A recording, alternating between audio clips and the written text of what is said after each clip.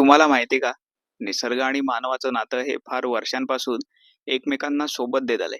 नुसतं भौतिक गरजांपुरतं नाही, तर माणसाच्या जन्मापासून ते मृत्यूपर्यंत त्याला कायमची एक ठाम सोबत म्हणजे निसर्ग.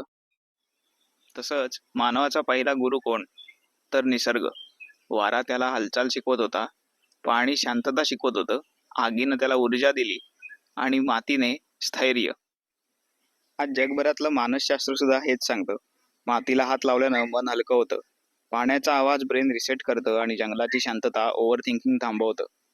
कारण निसर्ग आपल्याला कधीच दूर करत नाही. आपणच त्याच्यापासून नेहमी दूर जातो. आणि जसं आपण निसर्गाकडे परत येतो, मन पुन्हा तिथेच पोचतं, जिथून सगळं सुरू झालं होतं. मनुष्य बदलला, जग बदललं, तंत्रज्ञान वाढलं, पण निसर्गाचं नातं बदललं नाही. ते आजही तितकंच ठाम, तितकंच प्रेमाचं आहे. तर असा हा निसर्ग, मनाचा आणि मानवाचा सगळ्यात पहिला आणि शेवटचा साथी.